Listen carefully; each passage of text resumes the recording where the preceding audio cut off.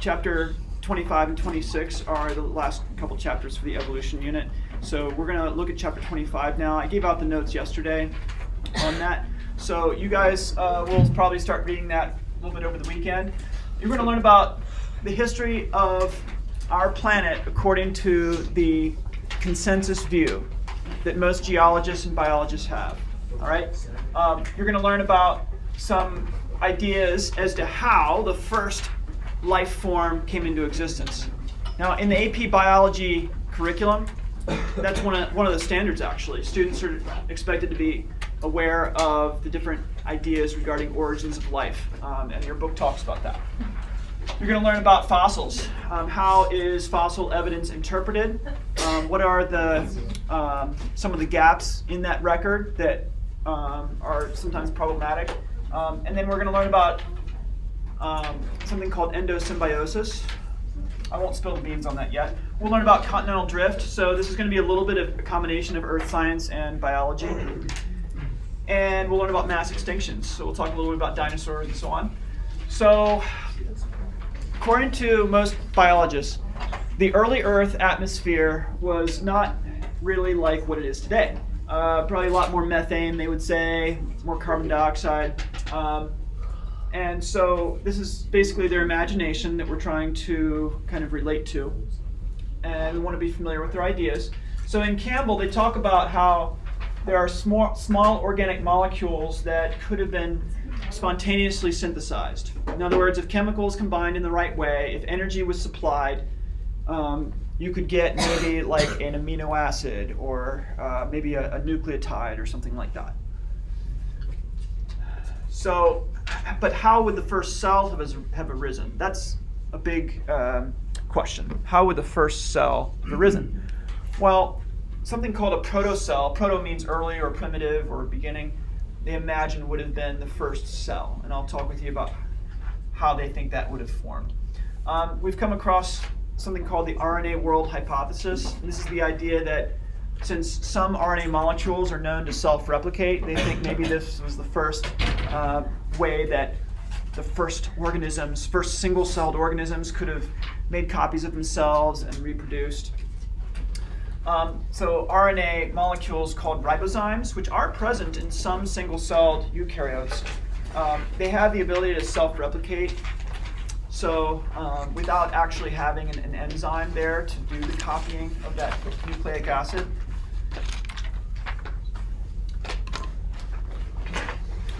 I don't want to go too quickly. Are we good for me to go to the next slide? Okay. All right, so there was a guy named Oparin, and he was a chemist.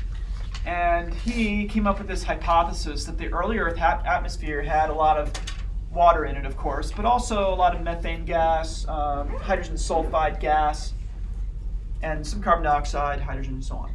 And he thought, well, maybe there was some lightning that would have supplied the energy needed for these chemicals to combine to make the first organic molecules.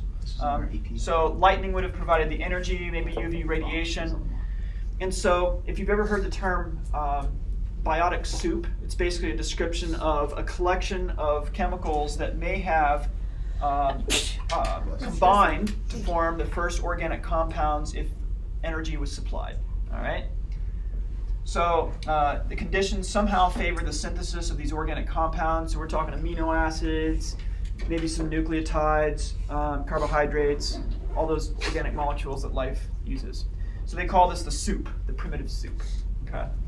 Again, this is just a story, right? It's an imagination that's based on some theoretical ideas that scientists had. Yes, ma'am. So are they claiming that they're saying that there was CO2 in the atmosphere, carbon dioxide? Yeah. Would that be higher than the concentration now in the atmosphere? Most likely, yeah. Really? Yeah. And the oxygen, they say that the oxygen gas content would have been less at that time than it is today. Because of plants. Yep, right. That's the way the story goes. Yes. Was that with the dinosaurs there or not? This is way before that, according to the story. Yep. Mm-hmm. Dinosaurs are closer to us. All right, so Miller and Urey experiment. On the AP exam, I've seen a question that regards this experiment. In fact, I think there's, on the mock exam coming up in a couple weekends, there's a question like this. So this is how Miller and Urey set up their experiment to demonstrate that these organic molecules could form spontaneously if you supply a little electrical energy.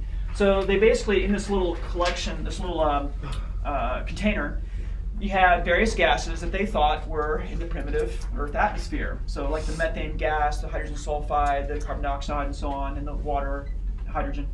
And they passed an electric current through it, so there was an electrode, actually a couple of electrodes attached to the container, and then they pushed a little button, and that simulated lightning in the early Earth atmosphere. And so when they supplied that energy, that caused some of these chemicals in the gases to spontaneously combine, and then what drips into this container in the bottom is, at least they hoped, some organic molecules. So what is it that actually did form? Well, they did manage to form some amino acids. We know that amino acids are the building blocks of life. They build up proteins. Did all 20 of those amino acids essential for life form? No, but they got a few. I've read that they managed to get some what looked like the components of nucleotides, like the nitrogen base, maybe one nitrogen base, two nitrogen bases. They were able to get some of these chemicals to form. Did they get a DNA molecule to form? No. And even if they did, which would have been really cool, it would have been a random arrangement of nucleotides, so it wouldn't have necessarily coded for anything. But understand, they did not get a nucleotide or a DNA molecule to form. A cell, a living cell, certainly did not form either. So this experiment demonstrates that organic compounds could form spontaneously if you have the right elemental constituents available. If you have a supply of energy, then you could get that. So one might ask, well, does this demonstrate that life could form, that the first living cell could form if the energy and the matter is supplied in this way? What do you guys think? I mean, even though in their experiment they didn't get a living cell, do you think if we kept running this over and over and over and over again, that eventually we could get a living cell? What do you guys think? No. Why not? I don't know. We need reasons. Spontaneous generation or whatever doesn't work. You've used a term that your book uses, spontaneous generation. That's the idea that life somehow spontaneously generated in this manner. Just the spontaneous assemble of chemicals. According to the meat one. So you'd have to have the cell membrane form, you'd have to have a phospholipid bilayer, you'd have to have all the transport proteins that would help the cell regulate itself. They're going to have to form too. You're going to have a genetic program. You're going to have software written on DNA, essentially. It's going to have a meaningful message the cell can use to metabolize, to reproduce. We're asking nature to produce the most complex machine that man knows of, the living cell. That's what we're asking nature to do here. Can nature do that? You decide. All right, so protocells.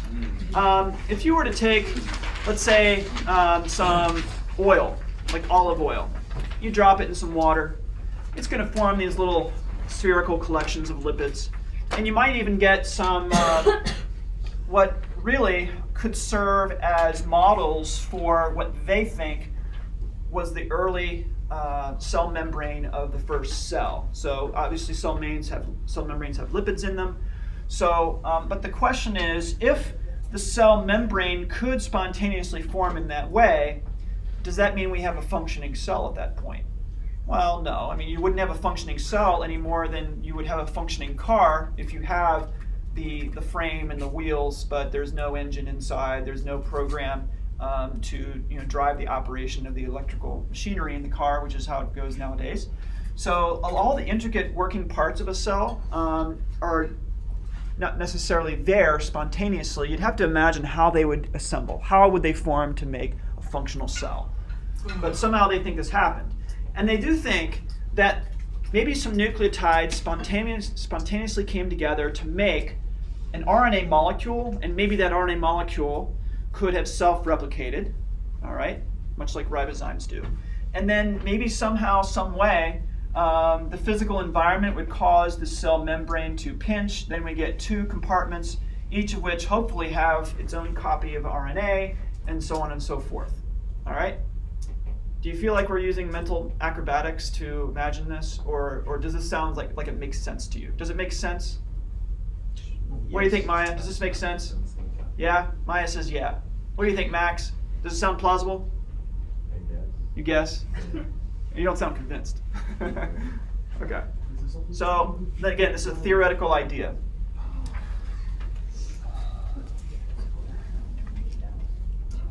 By the way, you know how I think. I'm going back to this previous slide. Okay.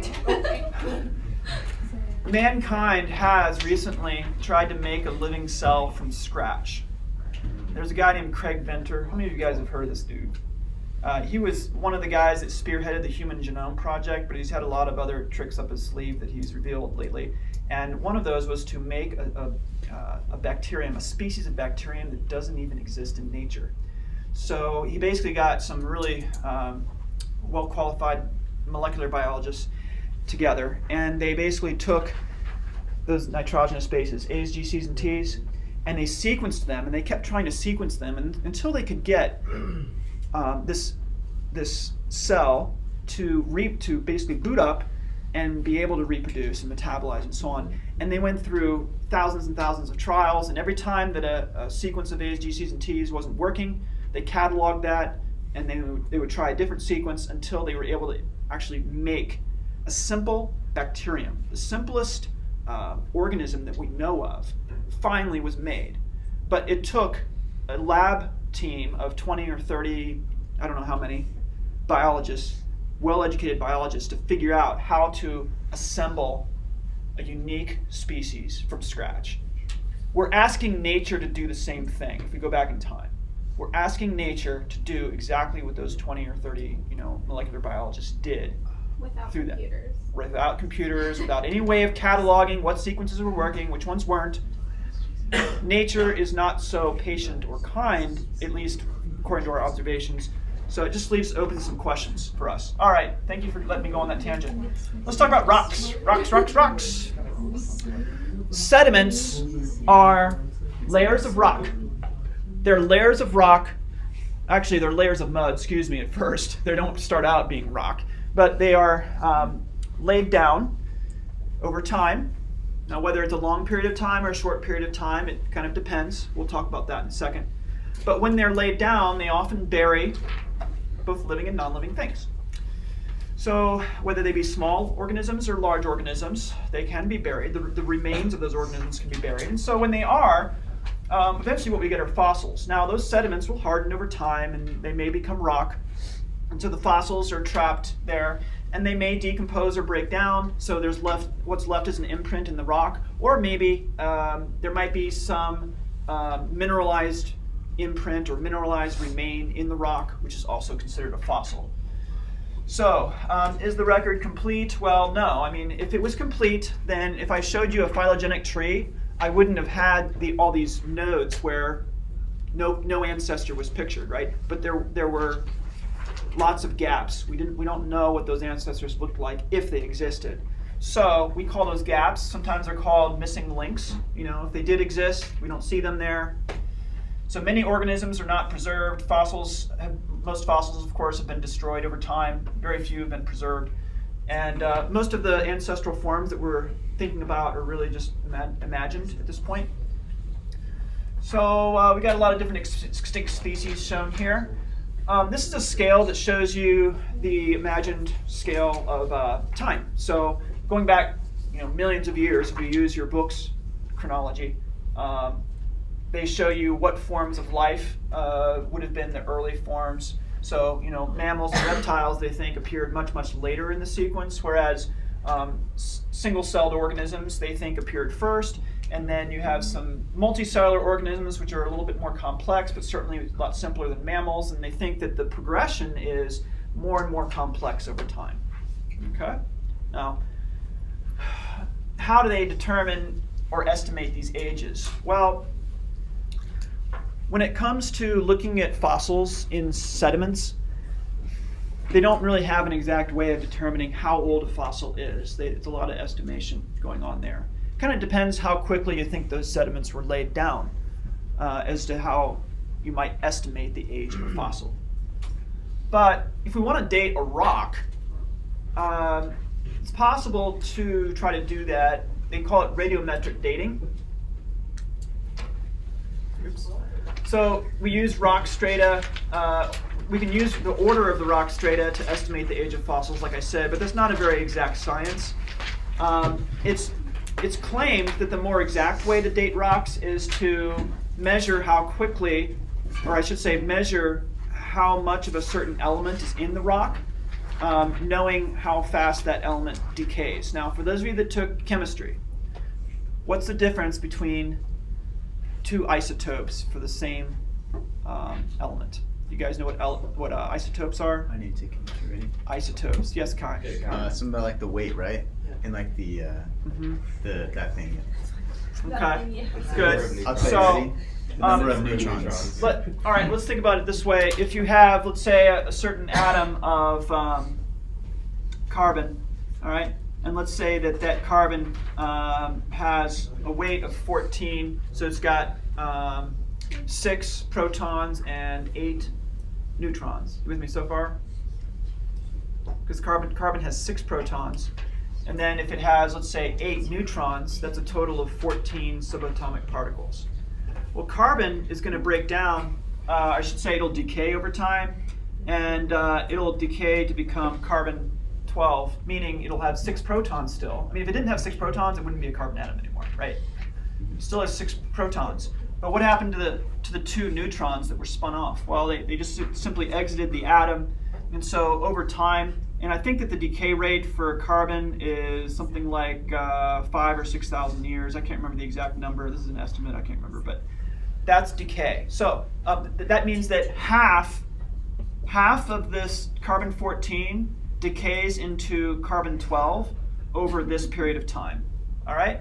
Now, for other elements like potassium, potassium decays into, I think, argon, as I recall.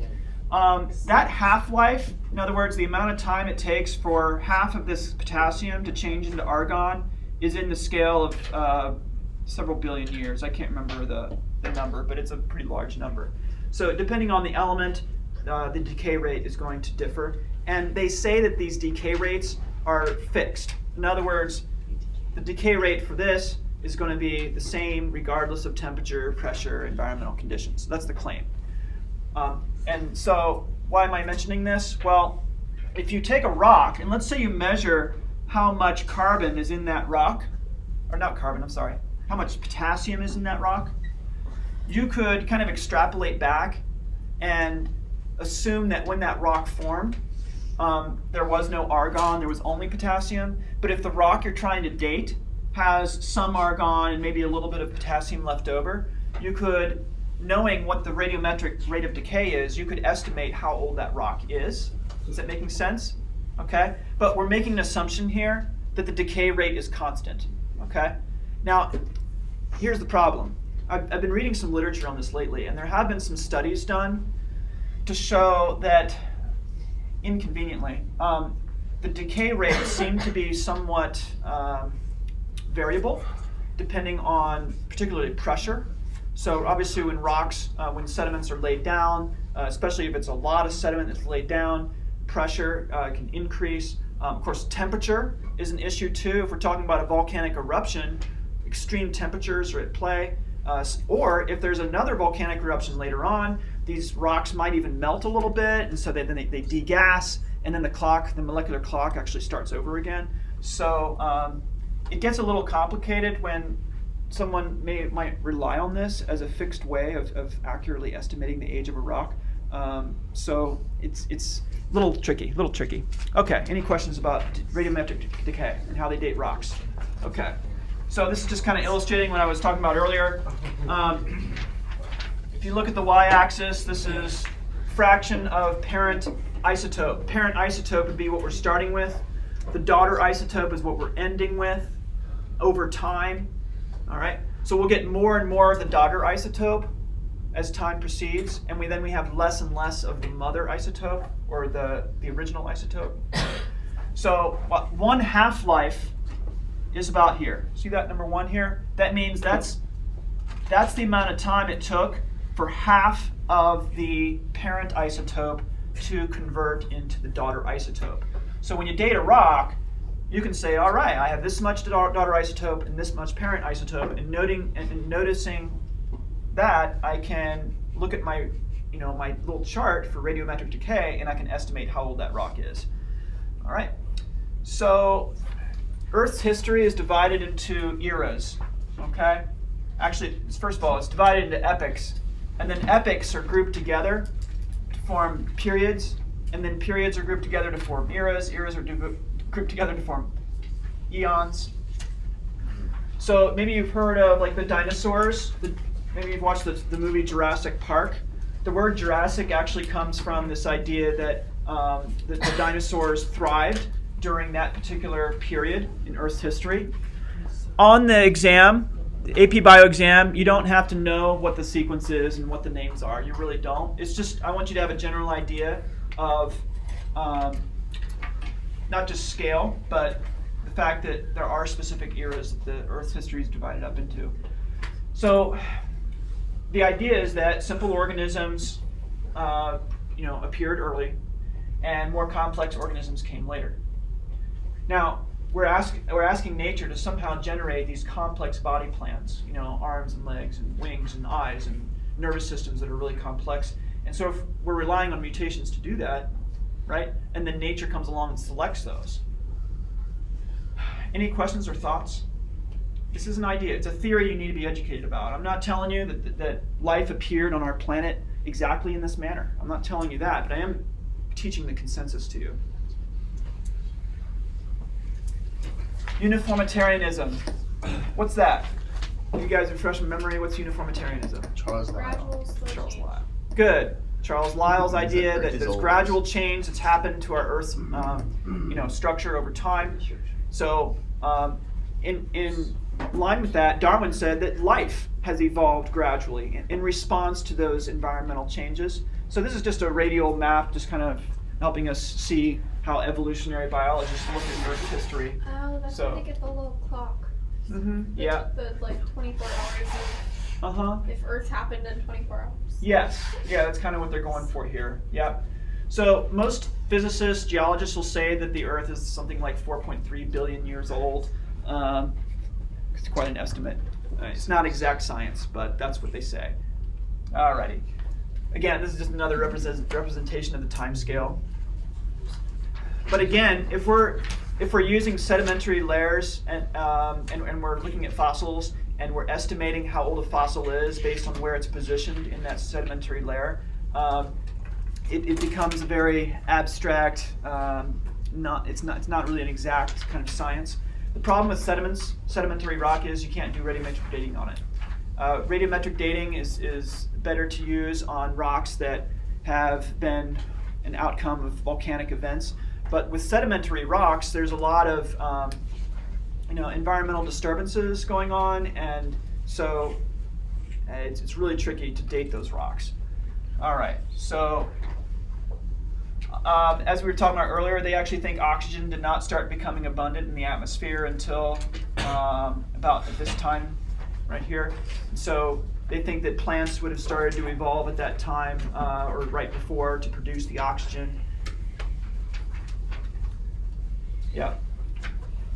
All right, endosymbiotic theory. This is the idea that bacteria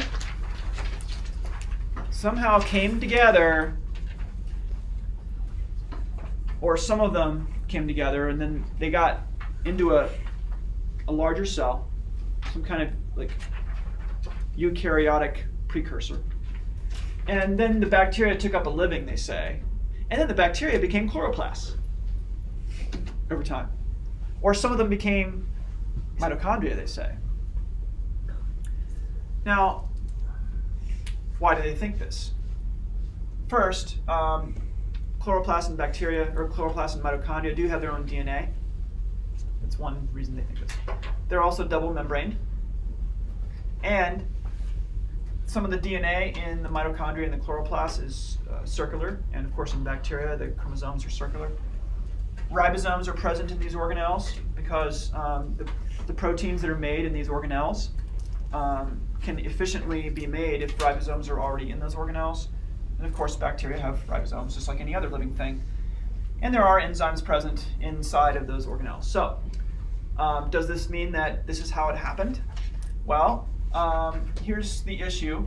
We do not have any laboratory evidence that bacteria can, after taking up living in a eukaryotic cell, actually persist through the generations. In other words, if that eukaryotic cell divides and reproduces, is it going to have bacteria inside of it still in the next generation?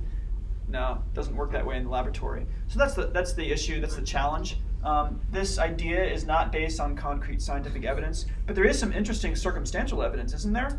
I mean, if it has its own DNA, if it's double membrane, if it has its own ribosomes, maybe the chloroplast, they say, somehow is derived from ancient bacteria. All right. All right. So, by the way, if a bacterium gets inside of a eukaryotic cell, that eukaryotic cell is more likely to destroy that bacterium before it'll allow it to take up a symbiotic relationship with it. Okay. Oops. Yeah, 2 membranes. I forgot to mention that. 2 membranes. Pangea. So, Satori was talking about this, what, a few days ago, wasn't she? This is the idea that these continents, these ancient continents, that were once basically one continent, separated from each other long ago, and then the continents would have drifted over time. Now, how quickly that drift would have happened, they say, is about the same rate that the continents are drifting now. So, like, for example, Europe and North America are drifting apart from each other several inches per year. I can't remember the exact number. So they extrapolate back and they assume that, okay, that continental drift rate was the same back eons ago as it is now. And so then they estimate how old the Earth is. That's one of the ways that they do it, based on that. All right. So, but continental drift could happen more quickly if there's some kind of a catastrophic incident. I mean, think about it. If there was a comet or a gigantic meteor that smashed into Earth eons ago, that's going to cause continents to split. So now you're going to have an accelerated rate of continental drifting. So this uniformitarian idea has a lot of assumptions built into it. But when you have catastrophes happening, or a catastrophe, that could actually change the whole rate of this process.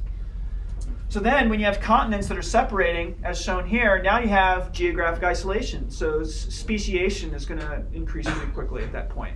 All right? There are many biogeographical puzzles. So in other words, there are different ways you could take the globe as we look at it and basically cut and paste those together. And so these are just some ways that geologists have tried to figure out what that original continent might have looked like. So if North America and Europe are moving farther apart from one another, even if it's by a couple inches every year, wouldn't they eventually collide? Yeah. Wouldn't California eventually hit Asia? Yeah, it's a good question. No. Yeah, maybe you're right. If we were to wait long enough for that. Eventually it'll come around. Yeah, good point. Possible. Yeah, it would be like a reverse, and then it would almost become one. So. Sorry, it was just no problem. a process. All right, if you can take a look at this, Angel, you hanging in there with me? Tired. Okay. So you see these black lines? These are basically the margins or the borders of the tectonic plates. So you notice the red dots. These are areas, of course, where there's been known to be a lot of volcanic activity. That's because when these plates collide, or if one slides under the other, you get a lot of friction. Tremendous amount of heat is built up. Rocks deep underground will start to heat up to the point that they liquefy. But then when they heat up, they start to expand, and all that pressure causes some of the material in the crust or under the crust to spew up, and then you get a volcanic eruption. Of course, when these continents slip and slide and collide, this causes earthquakes. And so why is this relevant to biology? Well, these catastrophic events could in some way influence speciation rates and adaptation as well. All right, so when we look at the fossil record, what's interesting is that some species at least appear to suddenly disappear if we're going from the bottom to the top. Now, one idea is that the reason they disappear is because there was a mass extinction at some point. And so based on that worldview, they can map out along their geological timescale when they think that the biggest mass extinctions of life would have happened. So whether those extinctions would have come about by meteor impact, or maybe a huge increase in the frequency of volcanic eruptions, whatever the worldview is there, that's how they explain it. On the other hand, if these organisms are buried, let's say in a catastrophic event that's happening more quickly, if it's like a flood scenario or whatever, then those organisms might be sifted or sorted according to their density of their bodies. So you might end up with invertebrates more at the bottom, and then you have birds at the top. Birds, of course, in a catastrophic scenario, might not necessarily be easily buried if they're trying to flee from either a mudslide or some kind of a tectonic catastrophe. Birds are probably going to appear higher up in the sequence. Not necessarily because they're more complex, but because of just the way that they're fit to move in the environment. Okay, some organisms can swim better than others, so that might be a factor as well as to why organisms and fossils, I should say, are distributed the way that they are in the fossil record. Major appearance in each layer. Okay, so Precambrian, this is the bottom. So a lot of the most simple organisms not only appear, but they're the dominant fossil at the bottom of the fossil record. So we're talking not just bacteria, but single-celled organisms that are eukaryotes. And then there's what they think is the Cambrian Explosion. This is the point in the fossil record where, now we're starting to see more complex forms of life. Now, if we assume the Uniformitarian model, then we could say, evolution just got going really quickly there. If you assume, listen carefully, if you assume the Cuvier model, remember he believed in the catastrophic model, then one could say, well, if a catastrophe caused these fossils to be laid down the way they are, then organisms may appear in the fossil record in a certain order because of physical characteristics like density. More dense organisms at the bottom, less dense ones at the top. Organisms that swim and fly might appear better or more often at the top rather than on the bottom. The organisms that cannot move very quickly or easily would be buried at the bottom. So that would be the Cuvier perspective. All right, so we'll continue that tomorrow. Don't go anywhere yet. Mr. Z, can I get a seat? Oh, thanks. Thank you. Uh-huh.